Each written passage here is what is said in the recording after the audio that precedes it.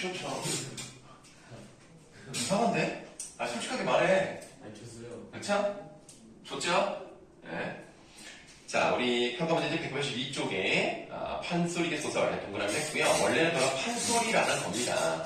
판소리는 당연히 노래 부분이 많죠. 그렇기 때문에 우리가 판소리의 영향을 받은 소설이라면 당연히 뭐가 느껴질 수 있겠다는 거야?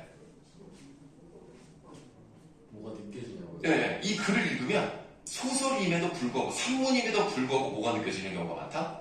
재밌죠. 재밌죠. 그렇죠. 재미가 느껴질 수 있겠죠. 근데 내가 하고 싶은 말은 해학적이다. 그래, 그것도 맞지. 맞는데 내가 하고 싶은 말은 판소리에 노래가 많이 있었다니까? 그 부분이 소설로 정착을 했으면 아무래도 거기서 뭐가 느껴진다? 운율이 느껴지지 않을까요? 아, 그쵸? 네. 네, 그래서 운율이 많이 느껴지고요. 그거를 이따가 찾아볼 거예요. 자, 성격. 너희들이 좋아하는 성격 나왔다. 해학적, 풍자적, 동그라미에. 해학적이라는 것은 웃음을 많이 유발한다라는 뜻이고요. 풍자적이라고 하는 것은 어떤 대상을 깎아내리는 방식으로 웃음을 유발한다는 겁니다. 둘 다 웃음을 유발한다는 점에서 공통점을 가지고 있지만 풍자적이라는 것이 좀 더 차가운 웃음이라고 생각하시면 되겠습니다. 주제에다가 일단 별표해 놓으세요. 신분적 제약을 극복한 초월적 사랑입니다. 여기서 춘향이는 신분이 뭐예요? 기생입니다. 기녀라고도 하죠. 그런 것에서 벗어나고자 하는 인간 해방 사상을 가지고 있기도 하고요. 다음, 압박과 회유를 물리친 지조와 정절인데요. 누가 압박을 하고 누가 회유를 했었죠? 그 춘향이한테 수청 들라고? 변사도. 변사또가 수청을 들라고 했었죠.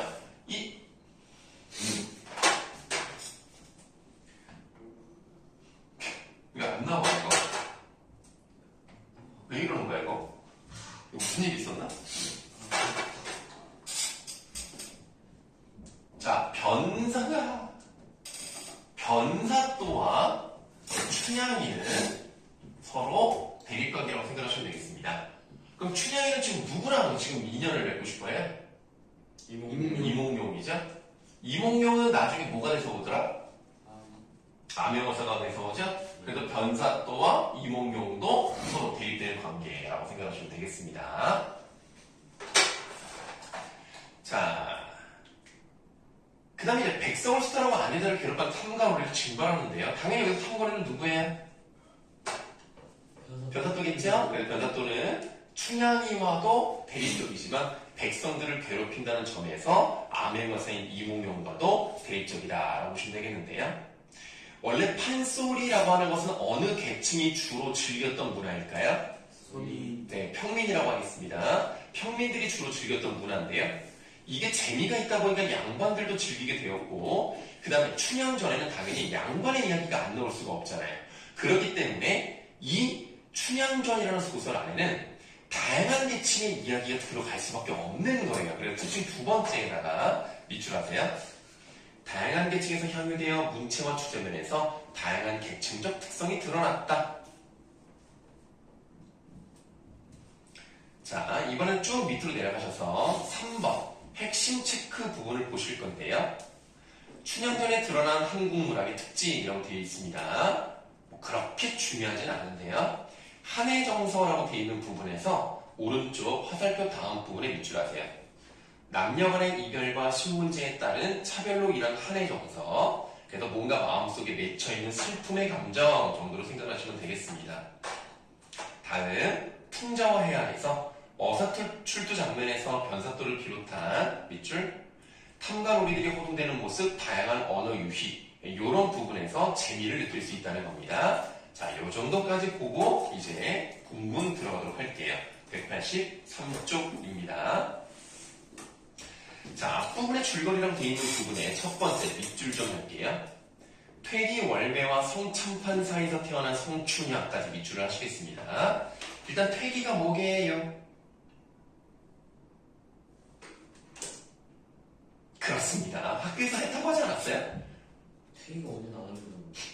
그럼 나랑 했잖아. 나랑 수업했었는데 분명히 이거. 양반.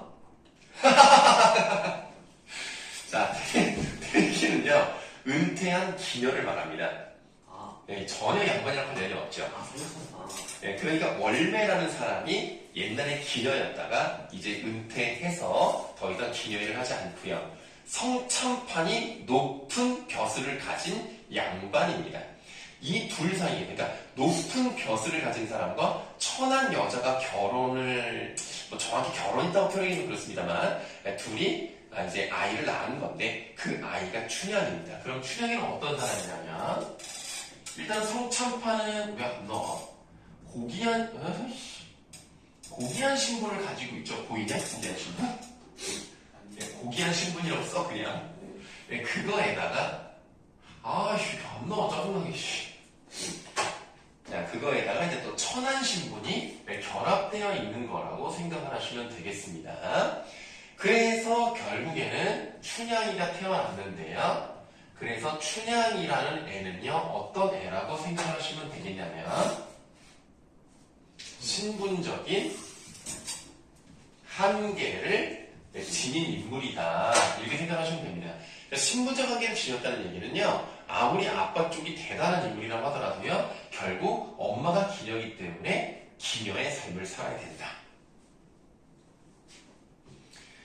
그런데 이 성춘향은요, 신분이 낮다 하더라도요, 나름 뛰어난 용어와 글재주를 갖추고 있기 때문에 신분과 무관한 개인의 능력 자체는 좋습니다.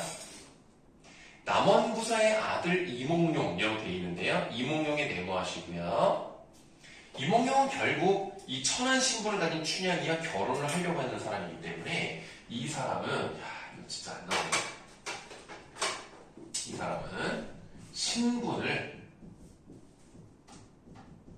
뛰어넘는 사랑을 추구하는 사람이다 라고 생각하시면 되겠습니다. 신분을 뛰어넘는 사랑을 추구하는 사람이다. 그러니까 뭐 과거 급제도 하고 양반 생활을 하기 때문에 보편적인 양반이라고도 볼 수 있겠습니다만 또 특별하게도 개인적인 욕망을 추구하는 사람이라고도 볼 수가 있겠어요. 자, 이몽룡은 광활루에 나갔다가 춘향에게 첫눈에 반하고 그날로 둘은 백년가약을 맺습니다. 결국 결혼을 하기로 마음을 먹죠. 그러나 몽룡이 교지를 받은 아버지를 따라 한양으로 가게 되면서 몽룡과 춘향은 이별해야 할 처지에 놓이고 몽룡은 춘향에게 꼭 데리러 오겠노라 약속을 하고 떠난다. 이웃으로 부임한 변사또가 춘향에게 수청을 강요하고 춘향은 이를 거절하다 옥에 갇힙니다. 우리가 보면은 꼭 변사또가 나쁜 사람인 것처럼은 그려지는데요.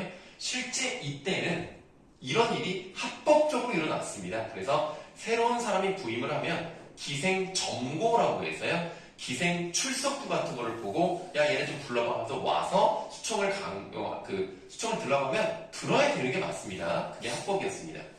배운다고 하네. 법적으로 따지면 춘향이가 잘못한 게 맞아요. 그런 춘향이 논리는 그런 거죠. 나는 이미 한 남자와 결혼하게 돼 있기 때문에 유교에서 긍정적으로 보고 있는 남편에 대한 정절을 끝까지 지키겠다 라고 해서 둘이 부딪히는 거죠. 자, 몽룡은 장원급제로 암행어사가 되어 신분을 숨긴 채 거짓골로 춘향을 찾아온다. 춘향은 월매에게 몽룡을 부탁하고 몽룡에게는 자신이 죽으면 시신을 잘 걷어달라고 말하죠. 그럼 시신을 잘 걷어서 되겠다는 거예요. 예로부터 양반가는요, 원래 자기 집안의 사람들을 묻는 선상이라는 곳이 있습니다. 거기에 자기를 묻어달라는 얘기거든요. 그럼 자기가 죽어서라도 그 가문에 들어가고 싶다는 얘기입니다. 그래서 거기 작은 글씨 보이죠? 밑줄 아세요? 죽음에 이르더라도 신분의 제약으로부터 벗어나고자 하는 마음이 드러나 있는 거예요. 남단 가시겠습니다. 춘향이는 어두침침한 밤중에 서방님을 번개같이 얼른 보고 옥방에 홀로 앉아 탄식하는 말이 밝은 하늘은 사람을 낼지에 대체로 공평하건만 나의 신세는 무슨 죄로 이팔청춘에 인보내고 모진 목숨 살아 이 형문 이 형장 무슨 일인고 옥중고생 서너 달에 밤낮 없이 임 오시기만 바라더니 이제는 임의 얼굴 보았으나 힘없이 되었구나. 죽어서 황천에 돌아간들 옥황님께 무슨 말을 자랑하리. 에고 서러워 울 때 맥이 빠져. 자, 반생반사 메모하시고요. 그 뜻 밑에 밑줄 하세요. 거의 죽게 되어 생사를 알 수 없게 된 지경이다. 반은 살아있고 반은 죽었다는 뜻입니다. 다음 문단. 어사도 춘향집으로 와서 그날 밤을 새려하고 문밖 연문알색. 그래서 암행어사니까 요런 뒤에 있나 한번 염탐 좀 해봐야 되겠다 하고 갔단 말이에요. 자, 질청이가 들으니 이방이 승발불러 하는 말이 여보소, 들으니 어서 또가 세문박 이씨라더니, 그러니까 이씨성을 가진 사람인데 아까 삼경에라고 되어 있습니다. 삼경이 약 몇 시인지 아십니까? 12시. 오, 낮이요 밤이요? 밤. 네, 잘 알고 있네요. 정확히는 밤 11시에서 새벽 1시 정도까지를 말합니다. 삼경이 등불 켜들고 춘향 어미 앞세우고 왔던 다 떨어진 옷과 갓을 쓴 손님이 아마도 수상하니, 그러니까 암행어사는 원래 자기가 암행어사인 거를 알리면 안 되기 때문에 그 짓꼴로 많이들 옵니다. 근데 그거를 좀 알아차리는 걸 보니까 애들이 눈치가 좀 있어요. 자, 등불 켜들고 춘향 어미 앞세우고 왔던 다 떨어진 옷과 갓을 손님이 아마도 수상하니, 내일 사또잔치 그때 잘 구별해가지고 별탈이 없이 조심조심하소. 암행어사한테 혹시라도 걸리면 안 되니까 일 처리 좀 잘 좀 해라. 어사또가 그 말을 듣고 그놈들은 알기는 아는데 하고 또 장청이가 들으니 행수분관 거동부서, 여기가 중요합니다. 거동부서라는 네 글자를 이렇게 각진가로로 묶으세요. 이거 무조건 시험에 나와요. 거동보소라고 하는 이 부분은 그 위에 써있는 부분에 밑줄하겠습니다. 서술자의 직접 개입으로 판소리의 소설의 임을 드러내는 운문투 어조가 드러난다. 이 말 자체가 보기로 나올 가능성이 굉장히 높아요. 강조하셨어요. 맞아요. 그래서 이 거동이란 말이 나왔잖아요. 이거 판소리의 소설이다. 그냥 외우세요. 외우시고요. 실제로 판소리는요, 창자, 노래하는 사람이 있잖아요. 그 노래하는 사람 이야기를 전개시키는데, 자, 여러분들 보십시오. 이제 이 행수군관들이 어떤 식으로 행동을 하나 한번 봅시다. 라고 서술자가 안내해주는 역할을 한단 말이에요. 그렇기 때문에 서술자의 개입이다라고 보는 겁니다. 그래서 판소리에 운문투 어조라는 거 무조건 나옵니다. 여러분간님네 아까 옥주변 서성이던 거린이, 여기서 거린 누구겠어요? 이몽룡이죠. 거린이 실로 괴이하더만 앞으로 분명 어사인 듯하니 용모 그려놓은 것 내어놓고 자세히 보소. 그래서 얼굴을 좀 자세히 보고 혹시라도 이런 거랑 비슷한 사람이 나타나면 그때부터는 자야 된다.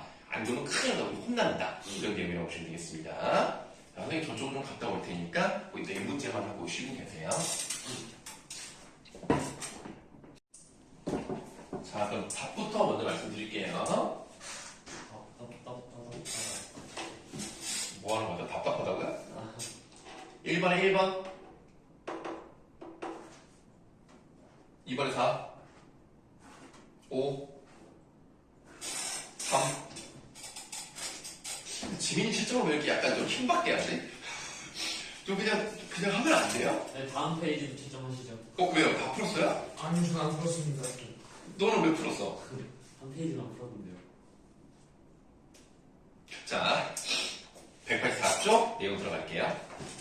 자, 어사또가 듣고 그놈들 모두 귀신이로다 하고 현사회가 들으니 호장 역시 그러하다.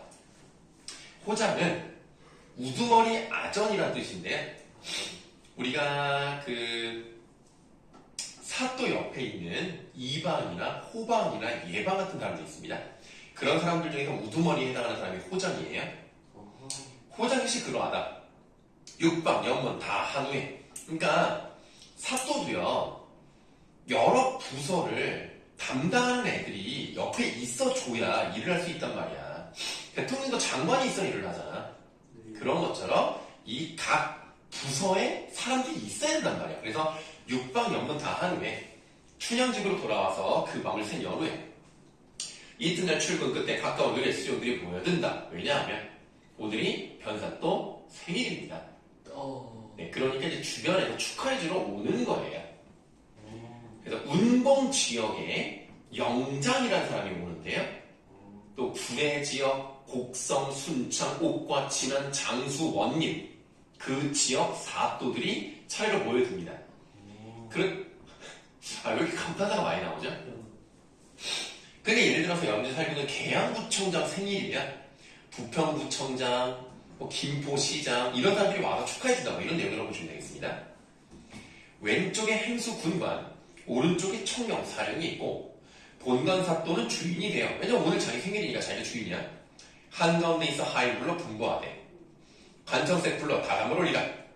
육고자 불러 큰 소리를 잡고 예방 불러 악공을 대령하고 승발 불러 천방을 대령하라. 사령 불러 자비를 금하라 해서 엉뚱한 놈들은 못 들어오게 관계자의 출입 금지를 시켜버립니다. 오늘 이렇게 반응이 이렇게 요란하죠? 아니 잠은 내가 아, 좋습니다. 자, 이렇게 요란할 때 온갖 깃발이며 사면육각 풍류소리 공중에 떠있고 연두저고리 다홍치마 입은 기생들은 흰선 비단치마 높이 들어 춤을 추고 지화자 둥덩실하는 소리에 그 다음에 중요하게 나왔습니다. 밑줄 어사의 마음이 심란하구나. 여기서 말하는 어사가 누구예요? 이문경 이몽경은 왜 마음이 심란해요? 개판이어서 그러니까 진짜 짜증나네. 왜 안 나오지? 에 지금 약간 고소하다 약간 이런 느낌인데? 알림도 당해봐. 네가 말려놨지? 아니요? 자, 탐욕스러운 사또의 생일 잔치를 비판적으로 인식을 해야 결국 이 돈은 어디서 나온 거야? 백성들 뜯어먹은 데서 나온 거야. 그러니까 어사또의 마음은 심란할 수밖에 없는 거야. 그리고 이렇게 말을 합니다. 여봐라 사령들아, 너의 사또에게 여쭈어라. 먼데 있는 거린이 좋은 잔치에 왔으니 술과 안주나 좀 얻어먹자고 여쭈어라. 저 사령의 거동보소 또 나왔죠. 판소리 기술의 특징입니다. 우리 사또님이 거린을 금하였으니 어느 양반인지는 모르고만 그런 말은 내지도 마오 라고 돼 있어요. 자, 지금 보세요. 이몽룡은 사령한테 반말을 합니다. 네 근데 사령은 존댓말을 쓰죠. 사령? 네? 사령? 그러니까 사령은 쉽게 말하면 여기서는 문지기 같은 사람이에요. 아네 예, 그래서 이제 들어오지 못하게 이제 막는데요. 딱 보니까 어느 양반인지는 모르고만이라 말했다는 것은 그짓골을 하고 있지만 양반처럼 느껴졌다는 얘기입니다. 코스가 있네 네, 그래서 딱히 반말을 하진 않아요. 그래서 그런 말은 내지도 마오라고 해서 어느 정도 높여주는 말을 쓰고 있는 겁니다. 등을 밀쳐내니 그 다음에 진짜 중요한 거 또 나왔죠. 어찌 아니 명관인과 이 8글자를 각진각으로 묶으시면 되고요. 이 부분에 편집되던 논평이라는 말이 나왔어요. 거기다 동그라미 하세요. 편집자 정도 네, 서술자의 개입과 편집되던 논평은 그냥 같은 거라고 생각하시면 되겠습니다. 그래서 서술자는 이야기만 전달해주면 돼요. 근데 자신의 생각 같은 걸 넣은 거예요.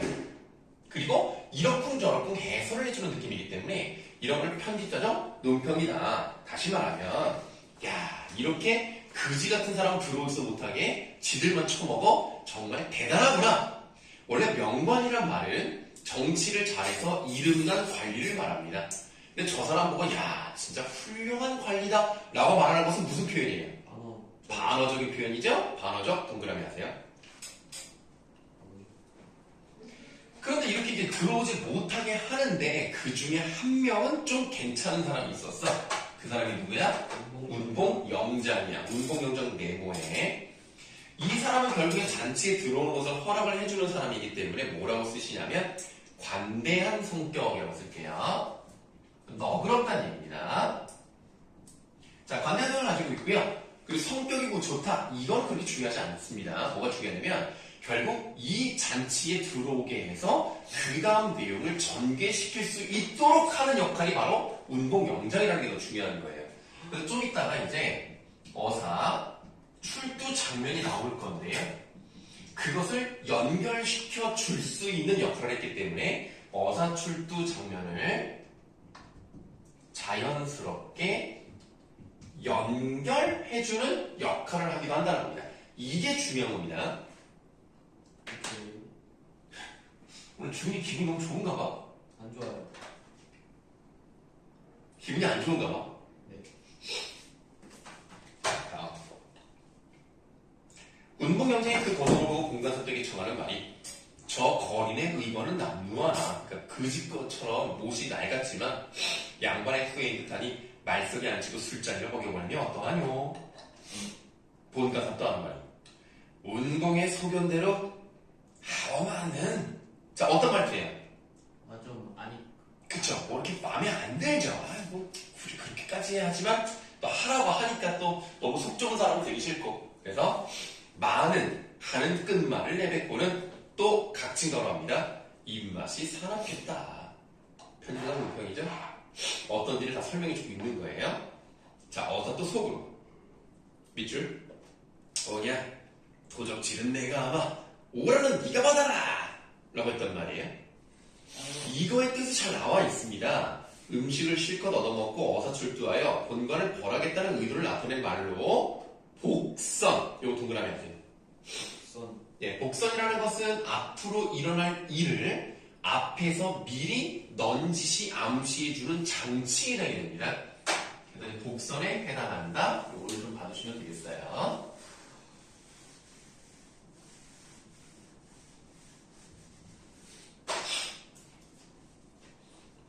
자, 운봉영장이 분부하여 저 양반 듭시라고 하여라.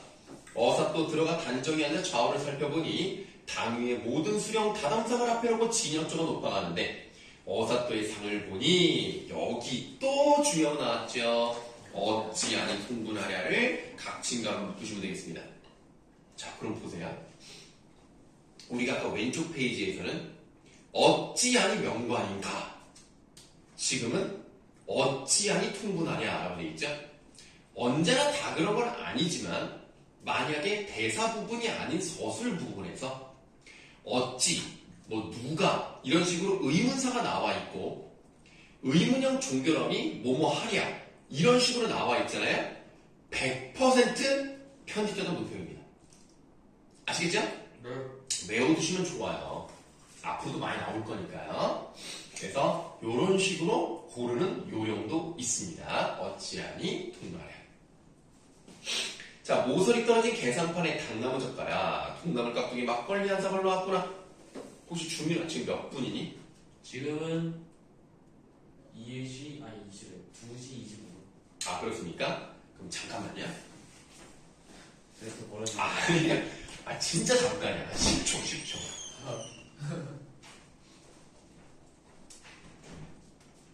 얘들아, 이제 그 불수 문제 풀까? 야, 너무 좋다. 10초 안 걸렸어요. 아, 10초도 안 걸렸지? 네. 그러니까. 아이, 니네를 내가 버리겠니, 얘들아. 그쵸. 저희가 쟤네보다 시험 잘 보는데. 저기, 1등급 나와. 아니요. 그러면 좀 조심스럽지 않을까? 그런가. 근데 학교가 다르잖아. 작정구에 뭐 엄청난 인재들이 모여가지고. 당연하죠. 어. 얼마나 어려운데요. 그럼 2등급. 2등급. 나올 수 있냐고. 3등급 하겠습니다. 2등급 어때요? 저 저번에 2등급이었을걸요. 자, 1등급. 아닌가?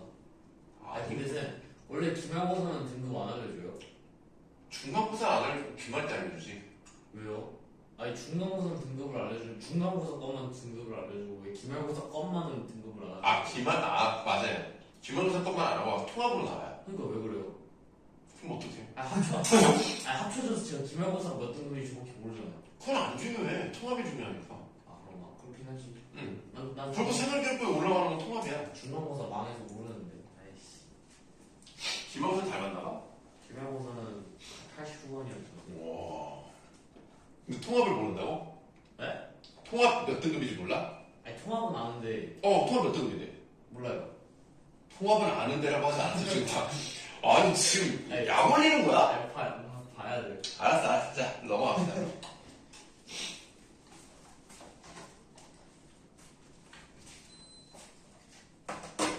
자, 다음. 상을 발길로 탁 쳐던지며 운봉영장 앞에 꺽 세우세요. 운봉영장의 갈비를 가리키며 갈비 한 대 먹고 지고 하고 닫으시면 되겠습니다. 여기가 좀 중요한데요. 이 먹고 지고라는 말은 먹고 싶다라는 뜻이죠. 예. 그러면 운봉 영장의 갈비를 가리켰단 말이에요. 갈비뼈를. 대학적이죠. 아, 물론 맞습니다. 근데 돼지갈비든 소갈비든 먹는 음식으로서의 갈비를 먹고 싶다는 얘기잖아요. 네. 그러면 그 사람 갈비를 뜯어먹겠다는 건 아니잖아요. 그럼 지금 이 부분을 보시면 뭐가 생겼다고 봐야 돼? 뭐지? 비유? 아니, 사람의 갈비랑 먹는 음식으로서의 갈비는 소리가 같죠. 동음 이유요. 동음 이의어를 사용했습니다. 동음 이유요. 동음 이의어를 활용한 자 이런 말장난을 네 글자로 뭐라 그러죠? 야, 너 뭐야? 아니, 뭐지? 아는데. 모르는 것 같은데. 뭐지? 모르겠다. 언어 유희라고 합니다. 네. 어머니. 요거 중요합니다.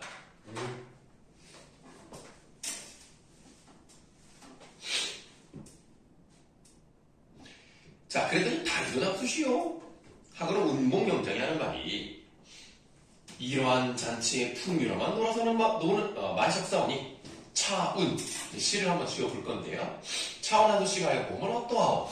그 말이 옳다. 하니 운봉영장이 운을 낼제 높을 곧자 기름 곧자 두 자를 내어놓고 차례로 운을 달아 시를 짓는다. 이때 여섯도 하는 말이 거린이 어려서 한식계나 읽었더니 좋은 잔치장에서 술과 안주를 포식하고 사실은 포식이란 말은 많이 먹었다는 건데요. 이 사람 많이 먹지 않았습니다. 그냥 가기 민망하니 차원한 수하사이다.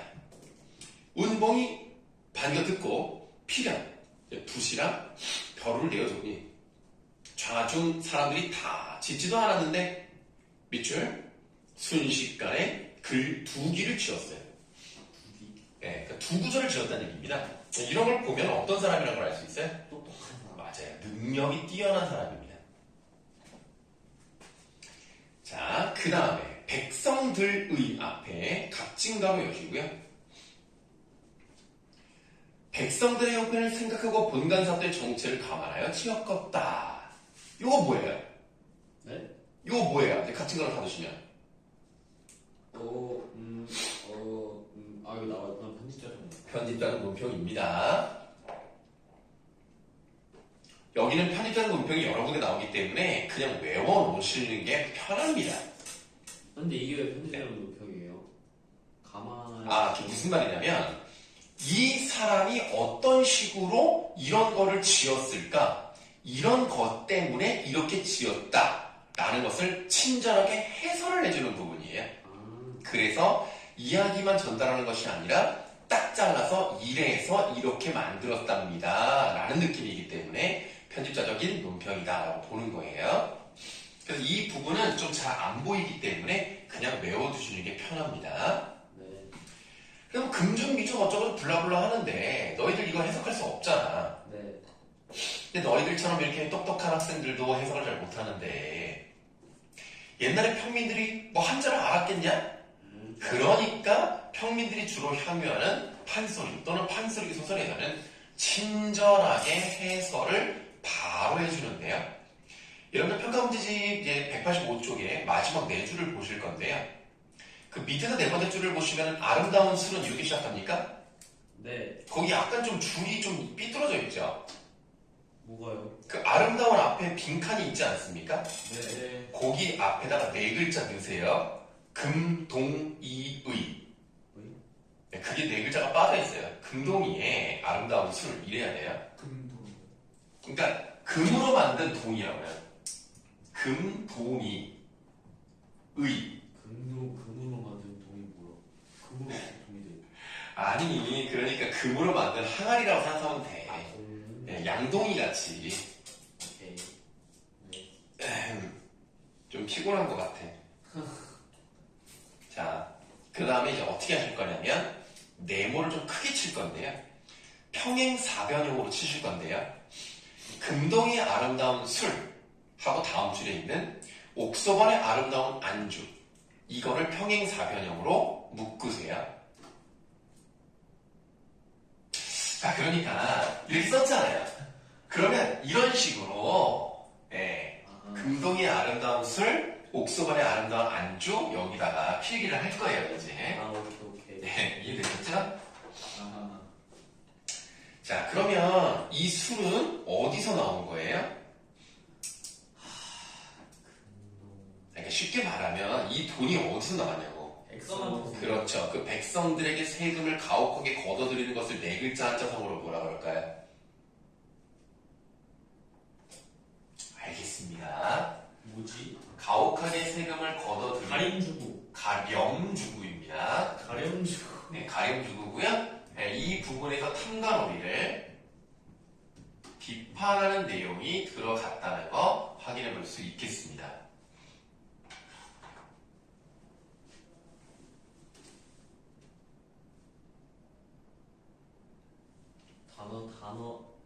단어 뜨다 물어보는 문제 무조건 나오겠죠. 이 춘향전은 물어볼 가능성이 있죠. 단어 개 많던데. 네, 맞아요. 어떻게 나와요? 잘 읽어. 네. 자, 금동이 아름다운 술은 일천백성의 피요, 옥서관의 아름다운 안주는 일만백성의 기름이라. 이번엔 어떻게 하실 거냐면 일천백성의 피와 일만백성의 기름을 통째로 동그라미로 묶어보도록 하겠습니다. 그럼 결국 백성의 피와 기름을 짠 거기 때문에 거기다 이렇게 쓰세요. 백성들의 희생. 그럼 우리가 지금 네 줄짜리에서 두 줄을 봤단 말이에요.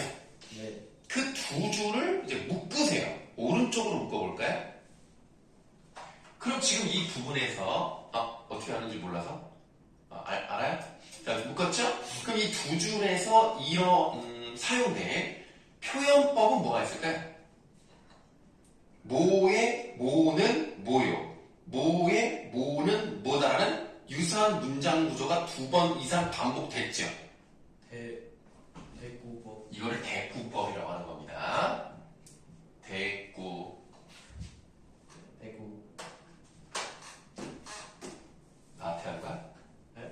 나한테 하는 거야? 뭘요? 됐고? 아니죠? 네. 자, 그 다음. 촛불 눈물 떨어질 때, 백성 눈물 떨어지고, 노래 소리 높은 곳에, 원망 소리 높아더라. 여기도 마찬가지로 대구법이 사용됐습니다. 그럼 이런 것들을 이제 보면은요, 결국에는 백성들이라고 해서요, 신분이 낮은 것 뿐이지, 뜯어먹어서는 안 된다라고 얘기를 하는 부분이라서, 이 부분은 인간 존중 사상이 드러나 있는 부분이면서 암행어사가 나타날 직전이기 때문에 극적인 긴장감이 올라가는 부분이면서 곧 암행어사가 나오니까 새로운 사건 전개를 암시하는 부분이기도 하다는 겁니다.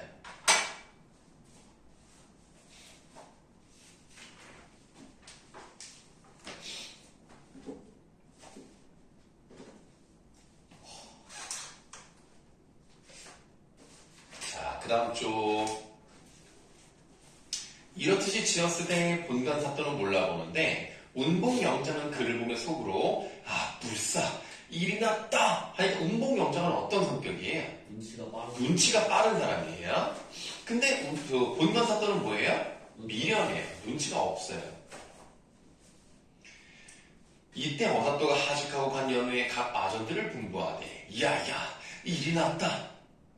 공방 불러 돗자리 단속 병방 불러 영마 단속 관전세 불러 다단다 단속 옥통방 불러 죄인 단속 집사 불러 영부 단속 영방 불러 장부 단속 사형 불러 숙지 단속. 뭐가 느껴져? 뭐가 느껴지냐고. 엄청 바쁩니다. 일어나는 게 이제 딱 검사를 막 하고 있어. 운율이 느껴지죠? 오늘 이렇게. 네, 판소리가 터지기 때문입니다. 쌤, 이걸 이렇게 길게 늘어뜨리는 거 뭐라고 그러지? 그거는 이따가 쓸 건데요. 네. 장면의 극대화 말하는 거예요. 네, 이따 쓸게요. 기억이 나가지고 한참 일이 일어날 때 사정 모르는 저 본관사또가 여보 운봉은 어디를 다니시오 소피 보고 들어. 본관사또가 술중에서 분부하되 춘향을 급히 울리라. 이때 어사또 부하들과 내통한다. 서리를 보고 눈길을 보내니 서리 중방고동보소 역조를 불러 단속할지 이리 가며 수군 저리가 하며 수근수근 서리 역절거 넘어서 외월만 건 중요하죠? 국어세? 외월만 네. 외월만 건 홍당 모자 새패래기 눌러 쓰고 모자를 눌러 쓰고 석자 간발 새집신에 한상 보이 산뜻하게 차려입고 육모방망이 사슴 가죽구를 손목에 걸어주고 가시면 일단 사용된 표현법부터 보실 건데요.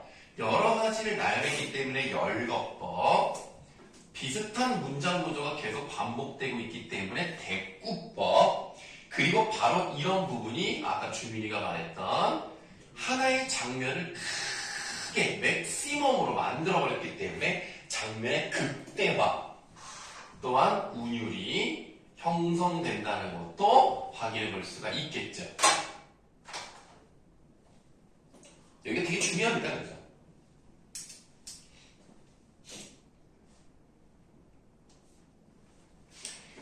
여기서 번쩍 저기서 번쩍 남어르게 우구르글 청파에 옥절고 넘보서 그 다음에 이미 꺽쇠가 쳐져 있습니다만 밑줄 좀 할게요. 달 같은 마패를 햇빛같이 번쩍 들어 라고 돼 있어. 자, 그럼 지금 여기서 달 같은 햇빛 같이라고 돼 있으니까 사용된 표현법 뭡니까? 달 같이 직유법이 사용됐죠? 그러면 직유법이라고 하는 것은 어떤 대상을 비유하는 건데요. 네 달이 무엇을 비유하기 위해 사용됐습니까? 이제 빛나죠. 아니 비춰주죠. 그러니까 내가 하고 싶은 말은 뭐가 달 같다는 얘기야. 뭐가 달라지? 마패가. 아 그럼 뭐가 햇빛 같다는 거야? 마페가 마패가. 그래서 비유적인 표현을 통해서 마패를 나타내는데 이 둘 다 빛나는 거거든요. 그래서 어떤 느낌으로 보시면 되냐면 고통받는 백성을 환하게 비춰준과 동시에 이제 춘향이도 빛을 찾게 되겠죠? 오케이.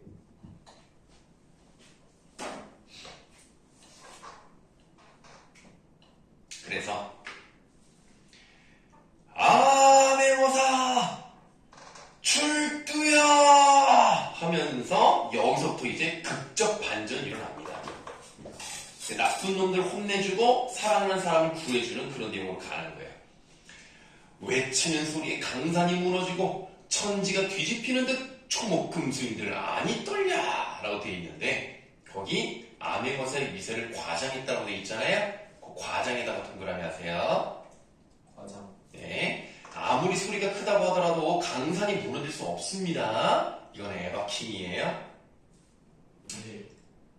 남문에서 출두야, 북문에서 출두야, 동서문 출두 소리 정처에 진동하고 여기도 과장법 동그라미 하시고 모든 아전들 들라 외치는 소리에 육방이 넋을리러 공영이요 등치로 후닥닥 채찍으로 맞는 거예요. 그런 이런 의성어를 사용했죠. 휘닥닥 오른쪽에다가 의성어라고 쓰시고 생동감이라고 쓰시면 되겠습니다. 그리고 지금 이 부분을 보시면 문장이 전체적으로 어때요? 지금 이 마지막 부분이 이 186쪽의 마지막 부분이 문장의 길이가 어떻죠? 대체로 짧아요. 짧아요. 그래서 그 오른쪽 여백에다가 이거 한번 써볼게요. 호흡이 짧은 문장을 많이 쓰는데요. 그러면 어떤 효과가 있느냐? 속도감이 느껴지기 때문에 긴장감을 조성하는 역할을 한다.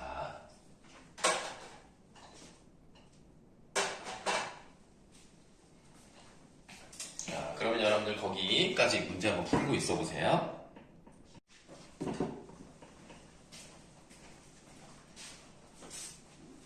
답 한번 맞춰볼 건데요. 184쪽부터 한번 보자. 네. 5번에 2, 6번에 2, 7번에 3, 4. 둘이 이렇게 킹받게 채점을 해. 9번에 1. 또 킹받는 아이가 또 아니까 다르게 하는 거야? 7번에 5, 3, 4, 이거 틀렸네. 색채 대비라고 하는 것은 색깔이 나와야 되는데요. 네? 색채 대비 12번에 4번이 답이잖아요. 그냥 안 나왔잖아요. 그러네요. 그러니까 안 나왔으니까 4번이라고.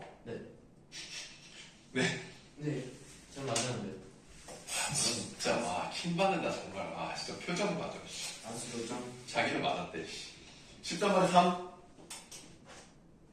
13번에 2, 3, 3. 하여튼 빨리 좀. 아니 한번에 시구해 기다리게. 아 빨리빨리 해줘. 자 다음 이제 187쪽부터 또 지도 나가도록 하겠습니다. 자 공방이 자리를 들고 들어오면 안 하겠다는 공부를 안 하더니 저 불쑥이 어찌 들냐라고 하는 걸 보면 이 공방 직책을 맡고 있는 사람은 원래 안 하고 싶었나 봐요. 네. 등치는 휘닿다. 호박 터졌네. 좌수, 별감, 넋을 잃고 이방, 호방, 혼을 잃고 나술들이 분주하네. 모든 수령 요 앞에 이렇게 대괄호 여시면 되겠습니다. 모든 수령, 도망갈제, 거동보소. 인계 읽고, 강정 들고, 병보 읽고, 송편 들고, 창건 읽고, 용수 쓰고, 갓 읽고, 소발 쓰고, 칼집 쥐고, 오줌 누기. 하다 보시면, 딱, 끊어읽기가 몇 음보로 가는 것 같아요? 오케이. 4개. 맞아요. 4음보로 갑니다. 그 글자 수는 어떤 식으로 많이 반복이 됩니까? 뭐 하고, 아니, 글자 수요. 내가 4글자. 네 글자가 반복되는 형태가 잘 나오거든요. 다사쪽. 예, 사사쪽라고 표현을 하고요. 여기도 마찬가지로 장면에 극대화가 이루어져 있는 부분이고 아주 이 사람들은 우스꽝스럽게 그리고 있잖아.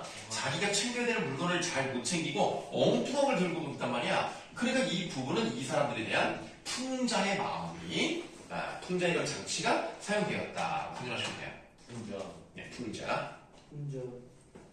뭐 별풍선 많이 받자? 네. 그 저기 뚱뚱한 사람? 네. 그 사람 풍자 이름이 별풍선 많이 받자의 줄인 거 아니야? 그래요. 응. 아, 그래요? 안 물어봤어요? 자 다음 부서지는 것은 검은 거요 깨지는 것은 북가장고라. 본관사또가 앞에 또 한 번 대가로 여시고 사사하고. 본관사또가 똥을 싸고 밑줄 멍석구멍 생쥐 눈 뜨뜻하고 이거 무슨 표현이에요? 구멍 생지 눈 뜨뜻하고. 이게 뭐지? 생쥐 눈 뜨뜻했다는 거야. 생지가 눈을 뜨. 집유죠 집유법. 그런 거고. 네. 그러니까 먼석 구멍에 생쥐가 숨어가지고 그 밖을 눈으로 이렇게 딱 뜨면서 보고 있는 것처럼 숨었다는 얘기입니다. 봉원 사또가요. 네. 똥을 쌌어요. 그리고 무서웠나 봐. 응? 너도 싸고 싶다고? 자 안으로 들어가서 어이 추워라. 문 들어온다 바람 닫아라. 물 마른다 목 들어라. 하고 닫으시면 이 부분은 전체적으로 해학적인 느낌이 있어요. 네. 근데 해학적인 느낌이 있는데 여기서 보시면 문이 들어오니까 바람을 닫으래요. 물이 많으니까 목을 들이래요. 이거 뭐예요? 반대로 했어요. 그 뒤집어놔서 위치를 바꿔준 걸 뭐라 그래요? 그렇지. 영어예요? 도치? 네, 도치. 도치법이 사용이 됐죠? 이 도치법을 이용한 뭐가 사용됐다? 언어 유희. 언어 유희가 사용이 되었다. 그러면 이 글은 일단 언어 유희의 방식이 두 가지가 나온 거예요. 동음이를 사용한 방법과 도치법을 사용한 방법 두 가지가 일단 나왔습니다. 네. 관청색은 상을 읽고 문짝을 읽고 내다라니 서리욕들 달려들어 후닥닥 해고 나죽네.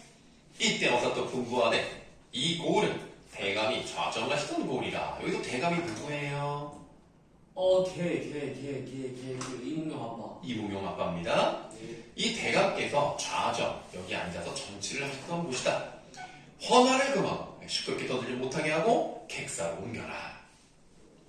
자리에 앉은 후에 본관사또는 봉고파직하라 분부하니 본관사또는 봉고파직이요 하니까 나쁜 놈 혼내줬죠.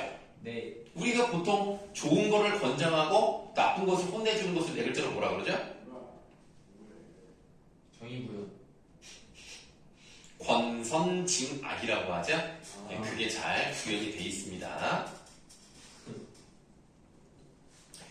사대문에 방을 붙이고 옥형이 불러 분부하되 네 고을 옥에 갇힌 죄수를 다 올리라 호령하니 죄를 올린다.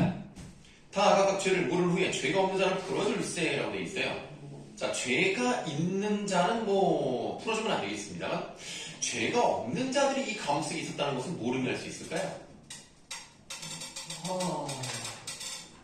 왜 감옥에 넣은 사람이 누굽니까? 그렇죠. 그 변선도가 좀 못했다는 거예요. 나봤다. 그러니까 죄가 없는 사람도 잡아놓는 경우도 있었나 보다 라는 추측해 볼 수가 있고요. 오케이. 저 계집은 무엇인고? 형리 여쭈어대 기생월매에 딸이온데 관청에서 포악한 죄로 옥중에 있습니다. 무슨 죄인고? 형리 아래 본관사도 수충들라고 불렀더니 수절이 정절이라. 여기도 밑줄 할게요. 수절이 정절이라. 이 정도 알죠? 예, 그러니까 한 남자만 섬기는 것을 정절을 지킨다 그래서 수절이라고 표현을 하는 거예요. 절개를 지킨다 뭐 이런 뜻인데요. 일단 같은 뜻을 두 번 썼기 때문에 여기도 나름의 언어 유희라고 생각하시면 됩니다. 유의. 네, 언어 유희긴 한데요.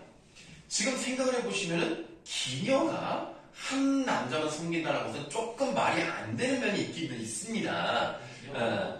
네? 그럼 기녀가 아닌 거 아니에요? 그러니까 사실은 춘향이는 기녀 신분이지만 기녀 활동을 하지는 않았죠. 네, 그렇기 때문에 지금 춘향이는요 보편적인 윤리를 지킨 거예요. 여기서 말하는 보편적 윤리라는 것은 정절을 지켰다는 얘기죠. 그러면 나는 기녀가 아니다라는 것을 입증하겠다는 겁니다. 기녀의 신분이 아님을 드러내고 있다는 점이죠.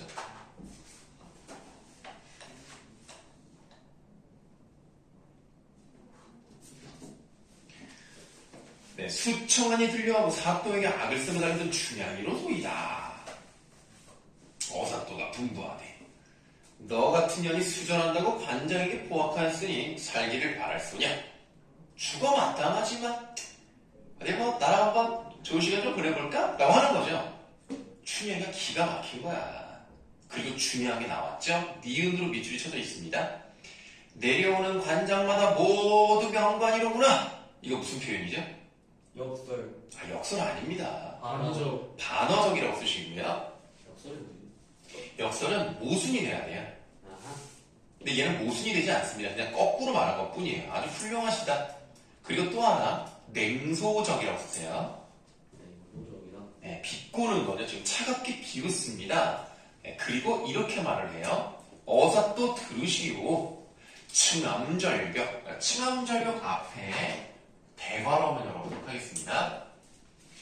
층암절벽 높은 바위가 바람 분들 무너지며 청성 녹조 푸른 나무가 눈이 온들 변하리까 하고 대괄호를 닫으시면 되겠는데요. 네, 뭐 알았어요? 아니, 네네. 자, 대괄호 친 부분을 보시면은 어려운 단어가 나왔어요. 층암절벽이란 말이 모를지 모를 수도 있으니까 높은 바위라고 해석을 해줍니다. 자, 높은 바위 동그라미 하시고 또 하나 푸른 나무에다가도 동그라미 하시면 되겠습니다. 네, 푸른 나무.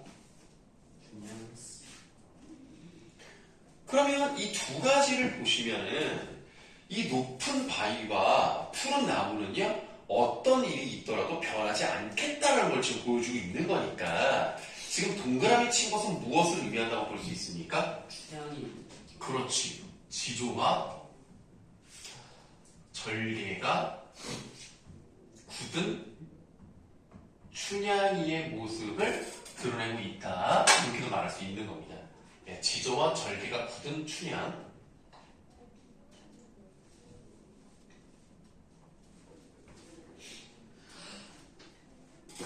그런데 이제 대괄호 친구에 대한 필기를 안 했단 말이에요.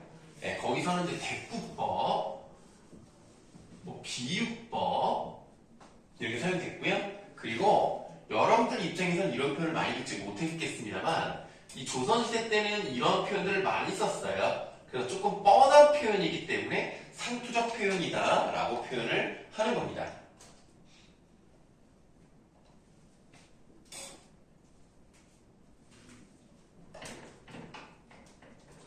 자, 그런 궁금하옵시고 밑줄 어서 밥비 죽여줘. 뭐 따라 쓰진 않아도 돼. 그러나 나는 죽을지언정 사랑하는 사람에 대한 마음을 변치 않겠다 하며 향단아 서방이 어디 계신가 보아라.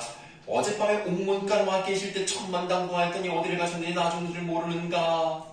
어사 또 분부하되 얼굴 들어 나를 보라 하시니 춘향이 고개 들어 위를 살펴보니 밑줄 거린으로 왔던 남분이 분명히 어사 또 어디 앉았구나. 뭐 그렇게 중요한 건 아닌데요. 그냥 극적 반전이라고만 쓰세요.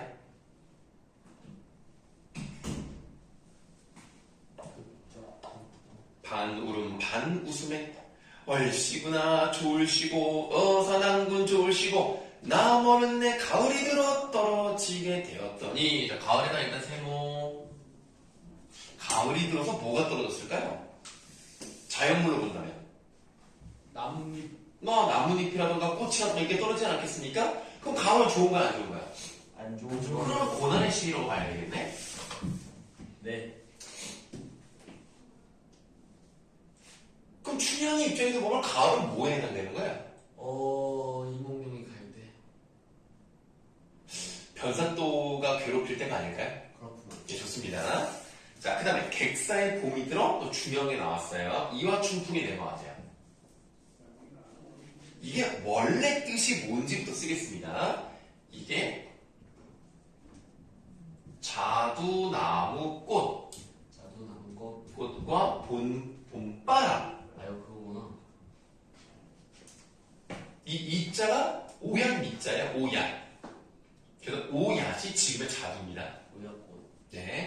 그래서 자두나무꽃과 봄바람인데요. 결국 봄이 왔다는 얘기입니다. 가을은 힘든 시기였잖아요. 네. 가을이 끝나고 봄이 됐다. 그래서 이게 나를 살린다라고 표현을 했습니다만, 두 번째로 본다면 이 이화의 이가 뭘 상징하는 거야? 이몽룡이죠. 이몽룡이 나를 살린다 라고 표현한 것도 있을 수 있기 때문에 이렇게 두 가지 이상으로 해석되는 것을 무슨 표현법이 사용됐다고 보는 것이냐? 중의법이 사용되었다라고 보는 거예요. 중의법. 네, 두 가지 이상의 의미를 가지고 있다는 뜻입니다. 중의법. 중의법. 자, 이와 춘풍 날 살린다. 꿈이냐 생시냐 꿈을 깰까 염려로다. 한참 일이 즐길 적에 춘향엄이 들어와서 가없이 끝없이 즐겨하는 말을 어찌. 자, 각신가로 외워야 돼요. 어찌다 설화하랴 하고 각신까지 닫아요. 봐봐, 이 부분 대사야 아니야? 대사 대사야 아니야? 대사 아니죠. 아니죠. 아니죠. 아닌데 서술을 하는 부분에서 어찌라는 말이 나왔고 의문형 조변을 끝나고 뭐라 그랬어? 서술자의 서술자의 개입이라고 써. 그리고 거기 겹치지 마. 옆에 깜짝 놀라겠다. 문제가 되게 무겁네요. 네, 맞습니다.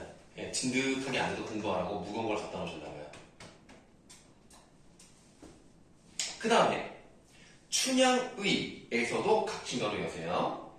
춘향이 높은 절개 광채 있게 되었으니 어찌하니 좋을 순가 하고 닫으시면 되겠습니다. 다음, 어사또 남원의 공무를 당한 후에 춘향모녀와 향단이를 서울로 데려갈 때 위의가 천하니 세상 사람들이 각진가로 누가 아니 칭찬하랴. 다 서술자의 개입이에요. 예, 그렇습니다. 이때 춘향이 남원을 하직할 때 영귀하게 되었건만 고향을 이별하니 또 각진가로 일희일비가 아니 되랴.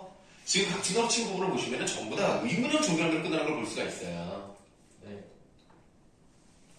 다음 쪽. 마지막 네, 거기 시는 안 읽어요. 시 다음 더문단 보시겠습니다. 이때 어사토는 좌도와 우도의 읍들을 순찰하여 민정을 살핀 후에 서울로 올라간 임금께 절을 하니 판서, 참판, 참의들이 입시하여 보고서를 살핀다. 임금께서 크게 칭찬하시며 즉시 이조참이 대사성을 범하시고 춘향으로 정멸부인을 범하신다. 정멸부인에 내모하시고요. 뜻은 나와 있으니까 보시면 되는데요.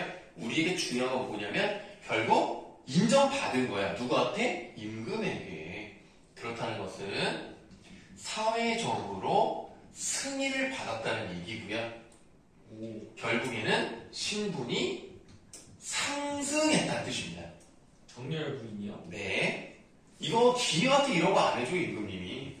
임금이 정렬붕이다 그러면 일단 양반집으로 인정했다는 얘기예요. 오. 대단하다 이거. 이몽룡이 여신이라고 그런 거 아니야? 이몽룡이 뭐라고요? 이몽룡이 여신이라고 했던 몰라. 거 아니야? 이뻐서 해줬나? 그럴 수도. 아니, 얘기를 들어보니까 이 한 남자를 사랑하는 마음이 너무나 크니까 훌륭하다라고 생각해서 내려줬나 보지. 이몽룡이 직급이 높아서 해준 거 아니에요? 그거 플러스 춘향이가 이뻐서 해줄 수도 있어요. 그래서 임금님이 나중에 막 자기 부인으로. 네. 아 나중에 뺏어가려고. 그럴 수도 있어요. 예, 알겠습니다. 왕의 여친이 기념이 안 되잖아. 자, 그래서 결국에는 다 잘 된다는 얘기죠? 고전 소설은 결말이 어떻게 납니까? 해피엔딩. 맞아요. 그래서 거기다 행복한 결말이라고 쓰시면 되겠습니다. 자, 그럼 이제 본문사 봤으니까요. 여러분들은 195쪽까지 쭉 풀고 계시면 되겠어요. 네. 아유, 대답도 잘하네.